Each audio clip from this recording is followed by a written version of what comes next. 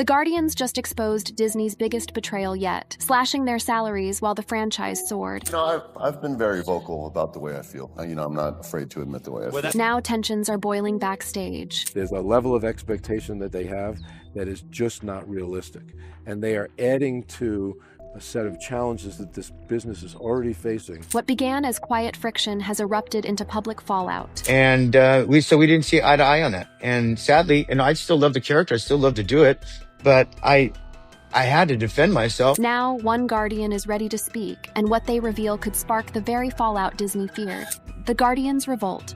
The Guardians have spoken, and Disney is reeling. In a stunning turn of events, Guardians of the Galaxy star Dave Bautista delivered an ultimatum so sharp, so unapologetically raw, that Disney executives might still be scrambling to spin this PR disaster. In what felt less like a soundbite and more like a warning shot, Bautista dropped the first of several bombshells. No, it's a bitter conversation because I'm not really happy with what they've done with James Gunn. They're putting the movie off. It's on hold indefinitely. And here's the bomb that detonated expectations. Bautista didn't just express frustration about salary cuts. He questioned whether he even wanted to finish the film. Let's make this abundantly clear. The man who helped shape one of Marvel's most successful franchises told Disney, on air, that without James Gunn, he was done. To be honest with you, I don't know if I want to work for Disney. I'll tell you what.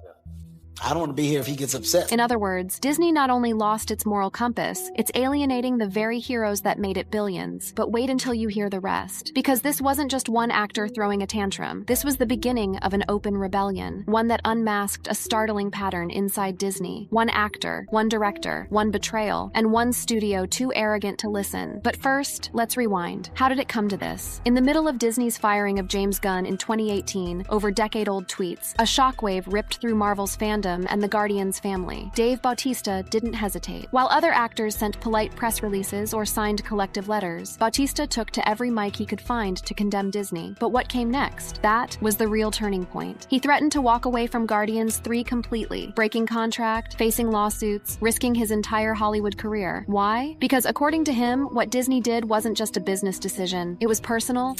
I've been very vocal about the way I feel. I'm not afraid to admit the way I feel. Well, that's quite unusual in Hollywood. Let's pause right here. In an industry where most actors toe the company line just to stay employed, Bautista's blunt honesty was a thermonuclear act. And this wasn't just a rogue moment of passion. He kept going, interview after interview. He called Disney's decision nauseating. He said he'd ask Marvel to kill Drax off if James Gunn wasn't brought back. This wasn't just about loyalty. It was about power and who truly had it. And that's where it gets even more disturbing. Because just as Disney fired Gunn and held the franchise hostage, they also began tightening the financial screws on the actors. But perhaps the most damning part, it's the way Disney tried to spin the narrative. As if on cue, CEO Bob Iger took to interviews, claiming that actors and writers were not being realistic during the 2023 labor strikes, essentially suggesting that talent was asking for too much in a time of industry upheaval. We wanted to do the same thing with the writers, and we'd like to do the same thing with the actors.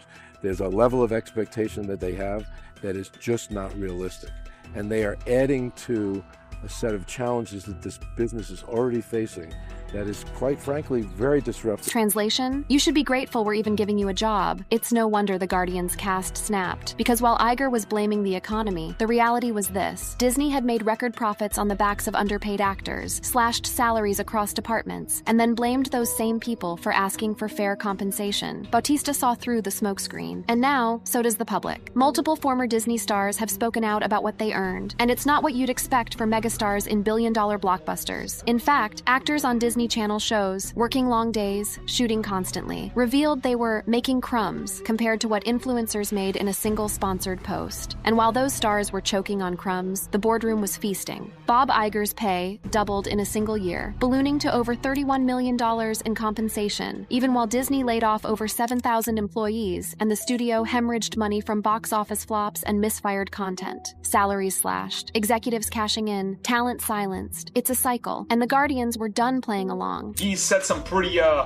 interesting things that they're probably not going to take very lightly to, but most recently he said, I don't know if I want to keep working for Disney. And why would he? Why would any of them? Because here's the core of it. Disney isn't just cutting costs. They're cutting the people who built their empire. The Guardians actors, especially Bautista, weren't just employees. They were the heart of Marvel's unexpected billion-dollar hit. They took what should have been Marvel's riskiest bet, a ragtag group of unknowns, and made it a global phenomenon. They gave Disney a gold mine. And what did they get back? Uncertainty, silence, cut paychecks, PR blowback, and James Gunn thrown to the wolves. But as Bautista spoke out, fans began to ask, would Disney dare recast Drax? Could they really move on without the emotional anchor of the team? They didn't want to find out, because eventually, under enormous backlash and after months of chaos, James Gunn was reinstated. But the scars were permanent, and then came the hypocrisy. While the Guardians cast was left in limbo, waiting to see if their director and friend would return, Disney was pouring millions into what many considered mediocre, overstuffed content with lackluster results. Over budget, underwritten, and creatively hollow, the Marvel brand began to wobble. Even Bob Iger admitted it. In an interview from mid-2023, he acknowledged that Marvel had lost focus due to the overload of content, both in film and on streaming. We ended up taxing our people, way beyond where they had been. Marvel's a great example of that. Frankly, it diluted focus and attention. They weren't just burning out their creative teams. They were underpaying and overworking them. Meanwhile, Disney was cutting costs and cutting corners. In the same year they slashed salaries, they also laid off 7,000 employees. According to a report from The Verge, the layoffs hit all departments, including TV, film marketing, and even casting. It was described as one of the biggest restructurings the company had undergone in decades. So when fans ask why Bautista was so angry, that's why. It was an act of solidarity and a declaration of war. But Bautista wasn't alone. Karen Gillan, Zoe Saldana, Pom Klementieff, each of them has spoken candidly about how deeply personal their connection to James Gunn was. They weren't just working with a director, they were working with someone who championed them. In fact, during a BBC Radio 1 interview, when asked how they felt about Guardians ending and possibly not working with James Gunn again, the cast's emotions were raw and unfiltered. It's sad because, it's such a beautiful story. We love our characters and we love playing together, but...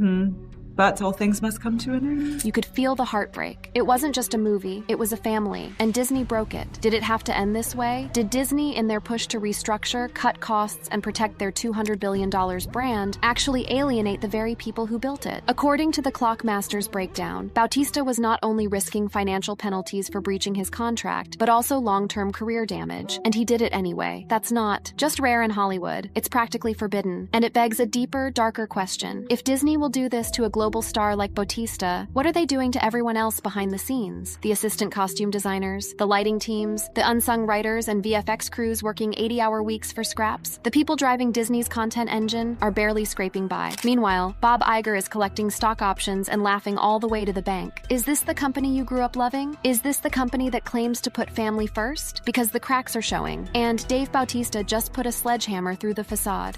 Behind the curtain, Disney's dark spiral of cuts, chaos, and contempt.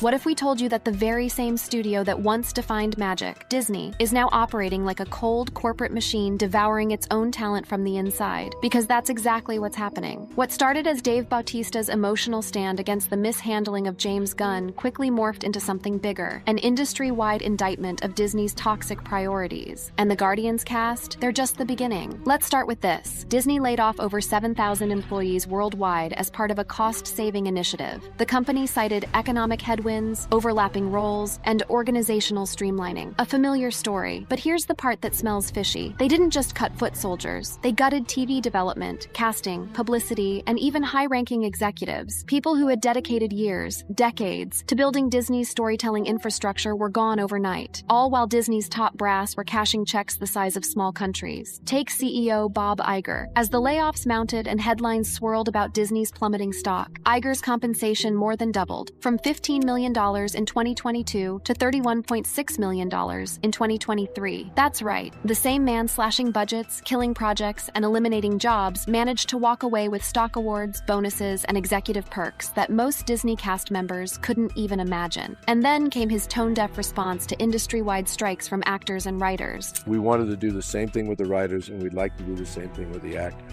There's a level of expectation that they have that is just not realistic. And they are adding to a set of challenges that this business is already facing that is, quite frankly, very disruptive. So they're not being realistic? No, they're not. Why not? I can't answer that question. I respect their right and their desire to get as much as they possibly can in compensation for their people. Not realistic? This from a man whose base salary is $865,000 before even touching bonuses and stock options, who had no problem approving billions for acquiring Fox and Hulu, but now says the people creating Disney's very content are being unreasonable? The hypocrisy is breathtaking, and Disney's PR nightmare didn't stop there. Not only was Iger's pay climbing, but the stockholders were suffering hard. The company's valuation dropped a gut-wrenching $195 billion over just 18 months. That's 56% of its value gone. Let's be clear about what that means. It's not just a business failing to meet quarterly projections. It's a catastrophic breakdown of leadership, trust, and creative focus. And guess who's paying the price? Not Bob Iger, not the board, not the executives in corner offices insulated by golden parachutes and private jets. It's the cast, the crew, and the fans. Take this into perspective. In the midst of these layoffs, cast members of major productions were openly discussing how they were making crumbs compared to YouTube revenue or sponsorship deals. One former Disney actor said he worked 10-hour days, 5 days a week, and could barely make ends meet. Remember, Guardians of the Galaxy was one of Disney's most successful MCU properties, grossing over $1.6 billion across 3 films. But instead of celebrating the trilogy's success with proper compensation, bonuses, or even a respectful farewell tour, Disney ghosted them. So the cast did something shocking. They started to speak out, together, in unison, on camera. If we can discuss the fact that this is maybe not a franchise that's going to go on forever. What? Talk like that.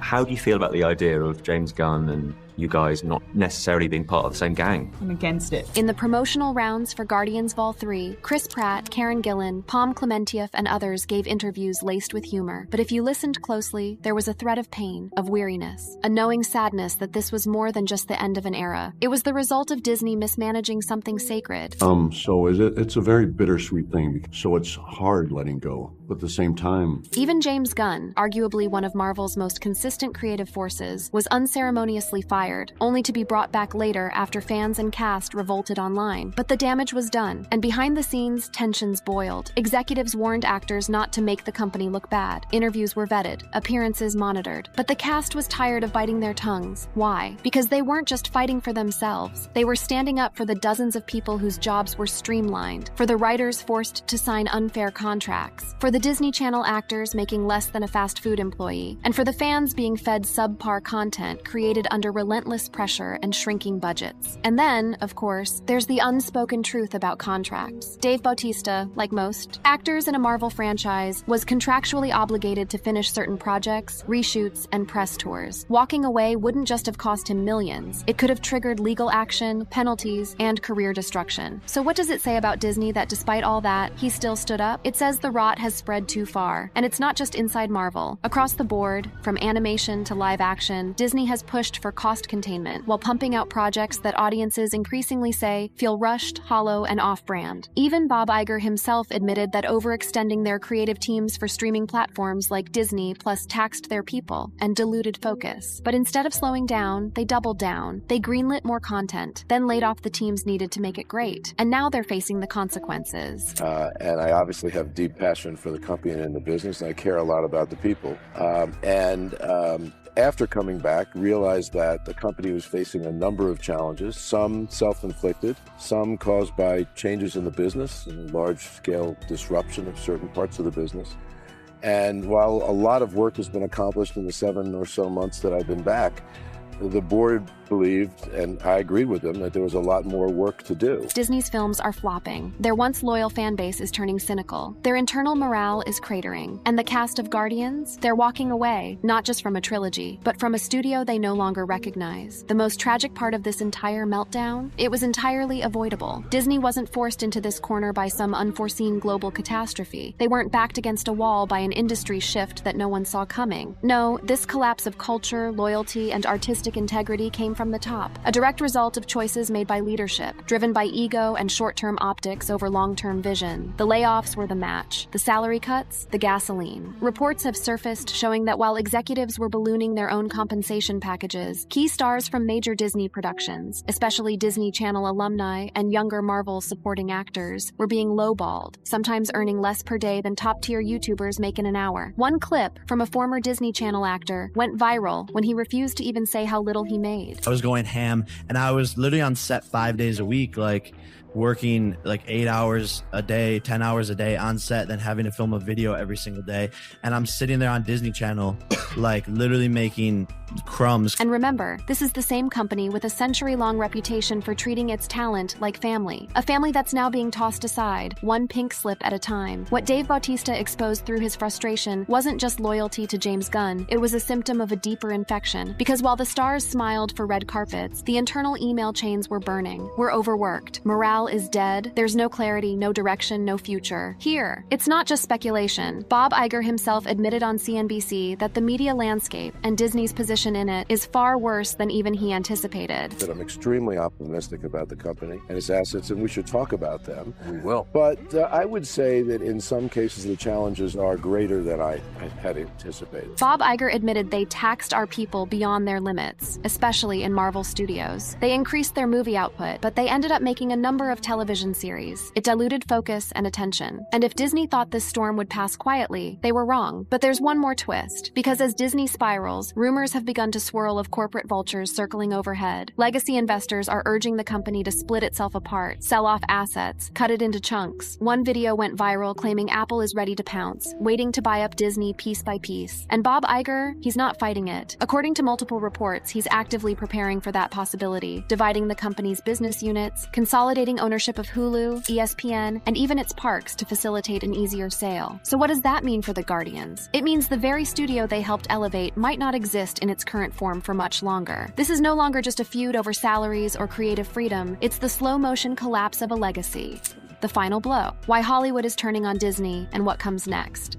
This isn't just a story about the Guardians of the Galaxy. It's a story about Hollywood's silent rebellion finally going loud, about what happens when the stars you love are no longer willing to be quiet cogs in a very profitable machine, and about what happens when a studio that once claimed to be the happiest place on Earth starts looking a lot more like a gilded cage. And by the end of this, you'll understand exactly why so many are calling Disney unsavable. Let's rewind for a moment. The cast of Guardians of the Galaxy didn't start out angry. They started out grateful. The first film was a gamble, an obscure IP with talking raccoons and trees, directed by a guy who wasn't exactly mainstream at the time. But James Gunn made magic, and that magic created careers. Chris Pratt went from sitcom goofball to a bona fide action star. Dave Bautista, known for wrestling, was now a legitimate actor. Zoe Saldana, already established, became a defining face of Marvel. Karen Gillan and Pom Klementieff brought emotional depth to what could have been forgettable side characters. And most of them were willing to play the game. They did. The press tours. They laughed through the junkets. They signed on for crossover appearances, cameos, reshoots. They were, by all accounts, model studio players. But everything changed when Disney showed what loyalty meant to them. Absolutely nothing. James Gunn was fired with no warning over a set of decade-old tweets that had already been addressed, apologized for, and acknowledged by the company. And the way it was handled was, by all accounts, ruthless. No private conversations, no grace, just a statement and a severance. And even though Gunn was eventually rehired after massive backlash, the trust had been broken. Dave Bautista made it clear. He was only sticking around to finish the story. Not out of love for Disney, but out of respect for Gunn and the fans. No, it's a bitter conversation because I'm not really happy with what they've done with James Gunn.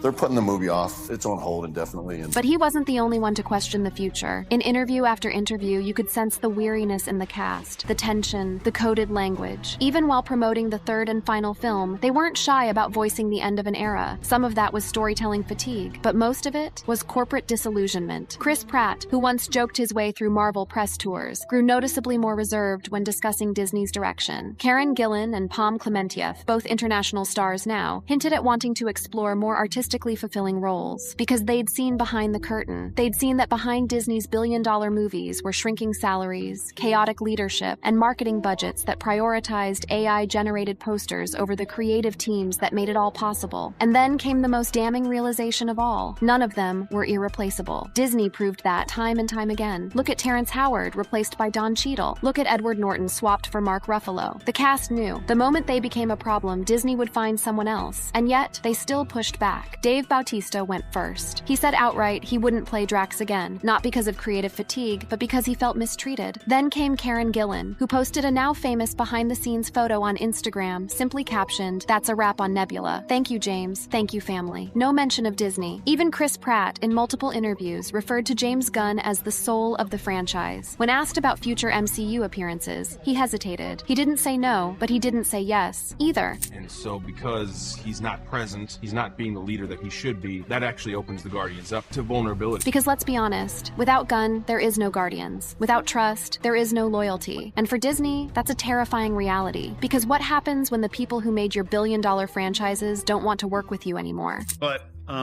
listen, I'm excited for them to go do whatever they want to with Guardians. What happens when your former stars start doing press not for your next release, but for rival studios? James Gunn is now the co-head of DC Studios. Bautista is appearing in Dune. Karen Gillan is branching into directing. Pratt is focused on voice work and streaming deals. They're all moving on. Disney isn't. And Disney's problems are only mounting. Streaming is collapsing under its own weight. Bob Iger admitted as much when he said they expanded too fast, taxed their creative teams, and now have to pull back just to survive. At the same time, fan trust is crumbling. Films like The Marvels and Indiana Jones 5 underperformed. The live-action remakes that once felt nostalgic now feel cynical. The Disney Plus lineup is overstuffed, undercooked, and often unfinished. And the Guardians leaving, that was the beginning of the end. Because they weren't just actors, they were the heart of a phase. The faces that brought humor, heart, and soul to a franchise that was increasingly becoming factory-made. The Guardians trilogy was personal, painfully, wonderfully human, and now it's over. So what comes next? For Disney, maybe a sale. Some say Apple is circling. Others believe Bob Iger is splitting the company for exactly that reason. And with the value tanking, they may have no choice. For Marvel, a rebuilding phase. A desperate search for new faces, new teams, new energy that can fill the void left by people like Robert Downey Jr., Scarlett Johansson, and yes, the Guardians. But the truth is, you can't manufacture what the Guardians had. You can't program chemistry. You can't replace emotional weight with CGI and expect the same result. And for the fans, well, maybe now you see the truth. That behind every corporate announcement, every glossy trailer, and every red carpet, there are people. People with contracts, families, bills, and dreams. People who pour their hearts into roles only to be told they're expendable. And now, they're speaking out. Dave Bautista dropped the first bomb. The rest of the cast let it echo. And we, the fans, are left with a question. Do we keep supporting a company that's become unrecognizable? Or do we follow the people who actually made us? Care? Because this wasn't just the end of a trilogy. This was a warning shot. And if Disney doesn't listen, the next bombshell might be a box office apocalypse. If you enjoyed this video and want more like it, be sure to check out the suggested videos popping up on your screen now. Oh, now they will. The greatest thing that could ever have happened to Marvel was having Disney buy us. At first, the creators of Marvel's legendary characters seemed thrilled about the merger with Disney. It felt like a dream come true. But over time, that excitement faded. Now, the tone has completely shifted. Hi, heroes. This is Stan Lee coming at you. Want you to know, Marvel has always been and always will be a reflection of the world. The very people who gave life to these heroes are speaking out, sending a loud and clear message. Disrespect will not be tolerated. So what went wrong between Marvel's creators and the House of Mouse? The message that changed everything.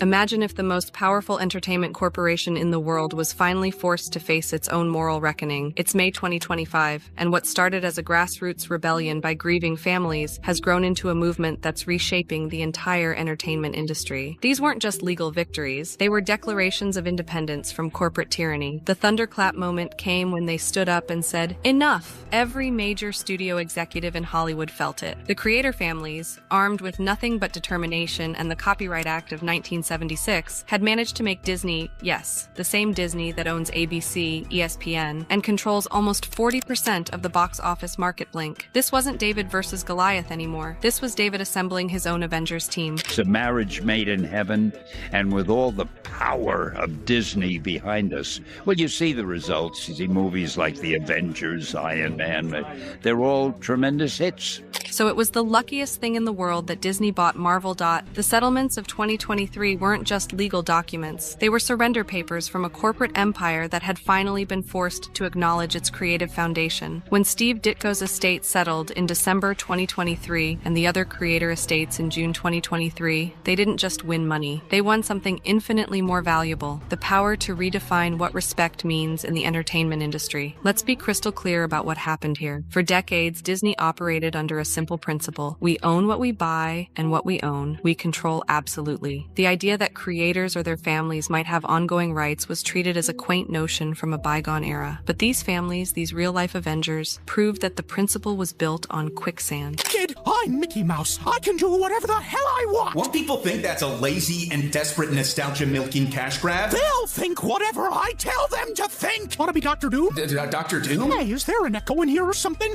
Yeah, Dr. Doom. I'll give you your own Avengers film. Hell, I'll even give you two. This chilling portrayal of corporate arrogance in our source material perfectly captures the mentality that these families successfully challenged. What makes this transformation truly revolutionary is its timing. The Marvel Cinematic Universe has generated over $22.93 billion in box office revenue alone. These aren't just numbers on a spreadsheet. They represent the value of creative ideas that were once compensated at $20 per page. Imagine creating Iron Man and being told your contribution was worth the same as a pizza order in 1963. The psychological warfare these families endured was immense. Disney's strategy was obvious. Make it so painful, so expensive, so time-consuming to fight that surrender becomes preferable to justice. But they misunderstood something fundamental about creative families. These aren't venture capitalists motivated purely by profit. These are people fighting for their parents, grandparents' legacies. When Marvel sued the heirs using the work-for-hire argument, they essentially claimed that creativity has no ongoing value, that the act of imagination, of birthing cultural icons from nothing, was worth only the initial paycheck. The family's message in response was clear. Our parents created mythos that define modern culture. Their value extends far beyond what corporate America decided to pay them in the 1960s. The ripple effects are already transforming the industry landscape. Warner Brothers, seeing the writing on the wall, has reportedly begun proactive outreach to DC creator estates. Sony, facing its own Spider-Man rights challenges, is reconsidering how it treats creative legacies. Even Universal, which clutches its partial Hulk rights like a security blanket, knows that respect is now a business necessity, not a corporate nicety. The true power of this victory lies in what it symbolizes. These families essentially forced Disney to acknowledge that financial success must be shared with those who planted the seeds of that success. It's a principle that extends far beyond entertainment. In tech, in fashion, in any industry where creativity drives profit, the message is the same: respect the creator or face the consequences. Disney attempted to create a monopoly on pop culture mythology, only to be reminded that mythology belongs to the mythmakers first. What the creator families achieved goes beyond individual compensation. They've created a template for artistic justice in the corporate age. Every future creator entering Hollywood now knows they have ammunition if their legacy is disrespected. Every corporation knows that the cost of dishonoring creators' families has now been demonstrated in public, expensive litigation. The emotional impact cannot be overstated. These are children watching their parents' life work transformed into global phenomena, while being treated as legal obstacles to profit. The settlements represent more than financial resolution. They represent emotional justice for families who've carried the weight of feeling invisible in plain sight. For Marvel fans specifically, there's now a deeper emotional connection to every character on screen. Knowing that these characters' creators' families fought for recognition adds gravitas to every appearance of Iron Man, Spider-Man, or Doctor Strange. These aren't just CGI spectacles. They're the visual manifestations of a real-world battle for creative respect. The transformation in corporate culture doesn't stop at Disney's doorstep. The entire entertainment ecosystem is recalibrating. Streaming services are reconsidering creator contracts. Production companies are building more ethical frameworks. Even theme parks are examining how they honor the artists behind their attractions. The message has been received industry-wide. As new Marvel projects continue production, each carries the DNA of this struggle. Robert Downey Jr. returning as Dr. Doom isn't just a casting decision. It's happening in a world where creator families now have a seat at the table. The power dynamics have shifted irrevocably. The ultimate irony is that by forcing Disney to respect its creative foundation, these families may have actually saved the Marvel brand's soul. Characters have deeper meaning when their creation stories include dignity and recognition. Audiences connect more powerfully when they know the architects of their myths are honored. Looking ahead, the industry faces a new paradigm. The creator families have proven that the little guy can win, that corporate giants can be held accountable, that creative justice is possible. They've transformed the entertainment industry's moral compass, one settlement at a time. This victory resonates beyond Hollywood. Every worker who's ever felt undervalued, every family that's fought for recognition, every artist who's wondered about their legacy, they all see themselves in these Marvel creator families. It's a universal story of standing up for human dignity in the face of corporate indifference. The message is clear and unmistakable. Respect is not negotiable, creativity has eternal value, and families will fight for justice even against the most powerful corporations on Earth. The Avengers may save the world on screen, but their creators' families have saved something equally precious, the soul of artistic collaboration. This war between the Avengers and Disney isn't new. It's just the latest round in a silent battle that's been raging behind the scenes for years.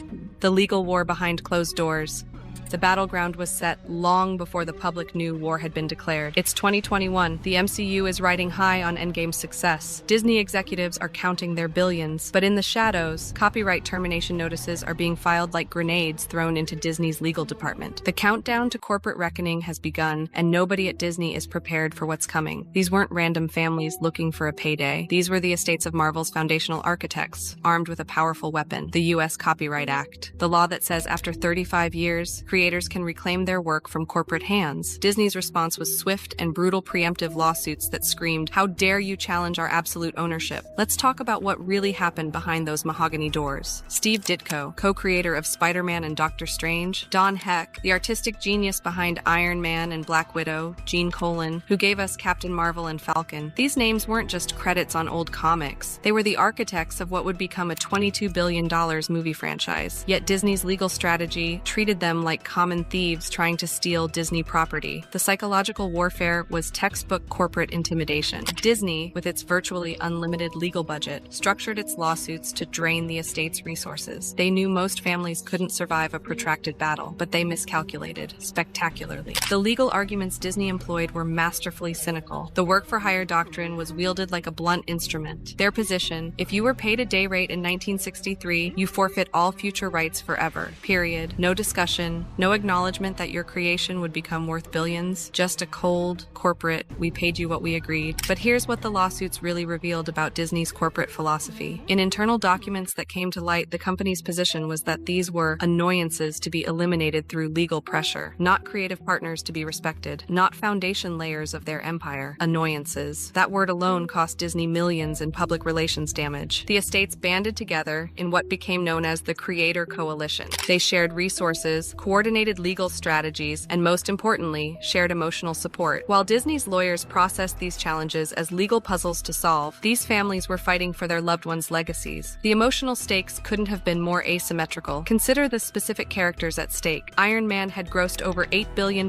in box office revenue alone. Spider-Man, with Tom Holland's portrayals, added another $6 billion to Disney's coffers, even with Sony's share. Black Widow, Hawkeye, Falcon, each represents hundreds of millions in revenue streams. Yet the families who created these icons had to fight tooth and nail just to be recognized as more than hired hands from the 1960s. The first settlement came in June 2023. Larry Lieber and the estates of Don Heck, Gene Colan, and Don Rico reached agreements with Marvel. The terms were sealed, but industry insiders suggest Disney finally realized that the cost of continued litigation exceeded the cost of fair compensation. The message was sent: challenge us, and you might just win. Steve Ditko's estate held out longer. The Spider-Man co-creators' representatives knew they held the strongest hand. Spider-Man wasn't just another character. He was Marvel's crown jewel, especially after the Sony partnership. The psychological pressure from Disney intensified, but Ditko's estate had learned from watching DC's treatment of Superman's creators. They refused to blink. The final settlement came in December 2023. Terms undisclosed, but the joint filing mentioned amicable resolution, corporate speak for "we paid what they demanded to make this go away." Disney had been forced into a corner: continue fighting and risk setting legal precedent that could affect their entire catalog, or settle quietly and maintain the illusion of absolute control. Behind the scenes, industry lawyers report that Disney's legal teams were rattled. For decades, they'd operated under the assumption that their contracts were bulletproof. The creator lawsuits exposed vulnerabilities in a legal framework built on 1960 S-era understanding of intellectual property. The corporate machinery designed to crush opposition had encountered something it couldn't defeat: generational determination. The parallel legal battle with InterDigital Inc. over patent infringement in Marvel films demonstrates Disney's broader legal challenges. When multiple fronts open simultaneously, even Disney's vast resources become strained. The creator families were part of a larger pattern. Disney's aggressive business model was making enemies faster than it could eliminate them. What these lawsuits really uncovered was the human cost of corporate indifference. Legal documents detailed how creators worked in tiny apartments while Disney executives lived in mansions, how sketches worth billions were sold for grocery money, how the architects of modern mythology died without seeing their creations film's true value. The settlements created a new legal framework for the industry. Entertainment lawyers report unprecedented interest in creator-friendly contracts following the Marvel resolutions. Studios are preemptively renegotiating old deals to avoid future lawsuits. The creator estates set a precedent that will echo through entertainment law for decades. Disney's attempt to paint these lawsuits as greedy families seeking undeserved riches backfired spectacularly. Public sentiment sided overwhelmingly with the creator's heirs. Social media campaigns highlighted the stark contrast between corporate profits and creator compensation. The narrative Disney tried to control slipped through their fingers like sand. The legal war revealed something fundamental about modern entertainment economics. The line between creator and corporation wasn't meant to be a chasm. These lawsuits forced acknowledgement that creative collaborations require ongoing respect, not just initial payment. Disney's resistance to this principle cost them far more than proactive fairness would have. As litigation dragged on, internal Disney documents suggested growing concern about brand damage. The company that built its empire on family values was publicly fighting the families of their creative foundations. The irony wasn't lost on the public. Every Spider-Man ticket sold came with questions about whether his creator's family was being fairly treated. The settlements represent more than legal resolution. They mark a turning point in corporate America's relationship with creative labor. If entertainment giants can be forced to respect creator legacies, what about tech innovators, fashion designers, software developers? The precedent stretches beyond Hollywood's borders. For the creator families, the legal journey was both vindication and ordeal. Years of stress, uncertainty, and public scrutiny took their toll, but they emerged victorious, having proven that David can indeed defeat Goliath when armed with justice and determination. Their message to future creators and heirs: your rights are worth fighting for, no matter how powerful the opposition. The closed-door negotiations that preceded the final settlements reportedly involved emotional appeals, not just financial discussions. Disney executives, perhaps for the first time, had to hear directly from families about what their loved ones' creations meant. The corporate machine was forced to confront the human hearts beating behind the balance sheets,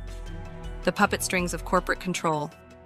Behind every Marvel movie, every Disney Plus series, every theme park attraction lies a shadowy world of corporate manipulation that would make any supervillain proud. The creator battles weren't isolated incidents. They were windows into a systematic approach to creative control that has redefined what it means to own art in the modern age. Welcome to Disney's real magic kingdom, where creativity is commoditized and artists become assets on a balance sheet. Let's expose the machinery. When Disney acquired Marvel in 2009, they weren't just buying characters. They were establishing a template for corporate content control that would reshape the entertainment industry. The VidAngel case from 2016 reveals this strategy perfectly. A small family-friendly streaming service trying to offer filtering technology gets crushed with a $62 million lawsuit. The message: innovation is only allowed when Disney controls it. The beauty of Disney's control mechanism lies in its multi-layered approach. First, buy the company outright. Then use legal warfare to establish dominance. Finally, reshape market expectations to their advantage. The creator families found themselves caught in this exact machinery, fighting not just for compensation, but for the very concept of creator autonomy. I'd never heard that pretty little face. Do you moisturize? Sometimes. You bet your sweet ass you moisturize. There's probably all kinds of moisture on that face. Thank you. Gosh, Mr. Stark, you're real handsome. Shut your goddamn mouth, goofy! This chilling exchange captures the psychological manipulation at the heart of corporate control, maintaining a friendly facade while wielding absolute power. The 2019 Fox acquisition showcases this strategy at scale. Disney didn't just buy Fox for X-Men and Fantastic Four rights. They eliminated a competitor that might have challenged their narrative control. Even the Department of Justice recognized the antitrust implications. When government regulators feel compelled to intervene, you know the power concentration has reached critical mass. But control isn't just about acquisition. It's about redefining value. Disney masterfully convinced the industry that characters created for $20 per page in 1963 had no ongoing value to their creators. That billion-dollar franchises built on these foundations owed nothing to the architects. It's economic gaslighting at corporate scale. The 2023 antitrust claims regarding streaming services expose another control mechanism. Disney wasn't content with owning content. They needed to control distribution channels. When consumers filed lawsuits alleging onerous contracts that stifled competition, U.S. District Judge Edward Davila validated these concerns. The pattern is clear. Total vertical integration equals total control. Consider the psychological warfare employed against creator families. Disney's strategy wasn't just legal. It was designed to exhaust and demoralize. By treating creative families as legal annoyances rather than valued partners, they signaled a corporate philosophy where control trumps respect. The message message to future creators: your work has value, but you don't. The Redbox dispute from 2012 provides another illuminating example. Disney accused a DVD rental company of unfair competition, essentially claiming that even secondary distribution challenged their control. The pattern repeats: any business model not controlled by Disney becomes a target for elimination. What's particularly insidious about this control mechanism is its self-perpetuating nature. By buying critics, influencing media coverage, and shaping industry narratives, Disney creates an environment where challenging their control seems futile. They've convinced many that this level of corporate power is not just normal, but necessary for entertainment production. Good work out there today, team. Hulk smash criminals. Shame about all those apartment blocks, though. Hulk was preventing future crime. This dialogue perfectly encapsulates corporate doublespeak. We're heroes for eliminating competition before it threatens us. The creator settlements forced a crack in this control apparatus. For the first time, individual artists' families proved they could challenge the machine and win. This wasn't just about money. It was about breaking the psychological hold that absolute corporate control had established over creative industries. Internal documents revealed during litigation exposed Disney's true philosophy. References to creators as contracted workers rather than creative partners showed how thoroughly dehumanized the creative process had become. Artists weren't collaborators in building mythologies. They were temporary employees whose relevance ended with their paychecks. The corporate control extends beyond just financial considerations. Disney has effectively created a mythological monopoly. By controlling both Marvel and potentially DC, had the Warner Brothers deal succeeded, they would have owned the modern American pantheon. These aren't just movie franchises. They're cultural touchstones that shape generational values and understanding. The settlements revealed another layer of control: information manipulation.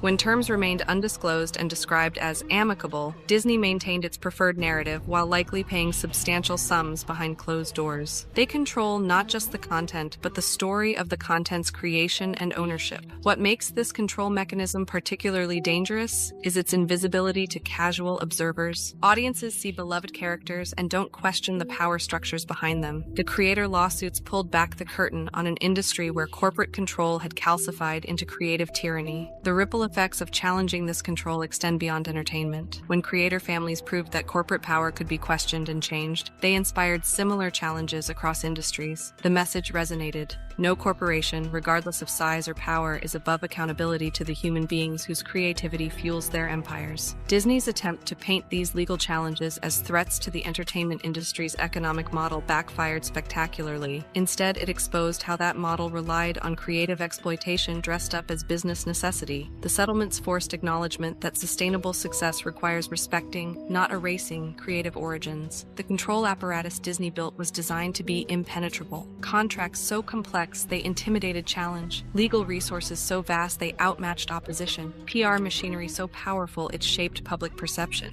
Yet the creator families found the weak point: the court of public opinion and the principle of creative justice. Disney used to control creative output. We see a cautionary tale about corporate power in the creative industries. The settlements don't just represent legal victories. They represent the beginning of a recalibration where control shifts from absolute corporate power to balanced creative partnerships. Future creators and their families now understand that these strings can be cut, that the puppet can fight back. Disney's empire isn't built on contracts alone. It's built on creative minds that deserve recognition beyond their initial compensation. The creator battles proved that even Disney's sophisticated control system has vulnerabilities when faced with determined opposition and public scrutiny. In the end, the war between the Avengers and Disney wasn't just a legal battle. It was a powerful stand against a system that often treats creativity like a commodity. For years, Disney built its empire on the backs of beloved characters, unforgettable stories, and the brilliance of the people behind them. But when those same people asked for fairness, for recognition, for a piece of what they helped build, they were met with silence, red tape, and closed doors. What started as private negotiations turned into a public reckoning. The Avengers, both on screen and behind the scenes, became symbols of resistance, not to storytelling, but to the corporate machine that tried to control it. Families of creators, lawyers, and even actors stepped up, not just for money, but for legacy, for the right to say, this was ours too. And now, the ripple effects are impossible to ignore. Disney, once seen as untouchable, has had to face real questions about ownership, ethics, and the future of entertainment. Will this lead to a new era where creators have more power? Or will the mouse behind the curtain find new ways to tighten its grip? Only time will tell. But one thing's for sure. The Avengers may have saved the universe on screen, but off-screen, they just might have saved the soul of Hollywood. What are your thoughts on the Avengers taking a stand against Disney? Drop your thoughts in the comments, and if you want more untold truths from behind the scenes, click on the cards on screen now.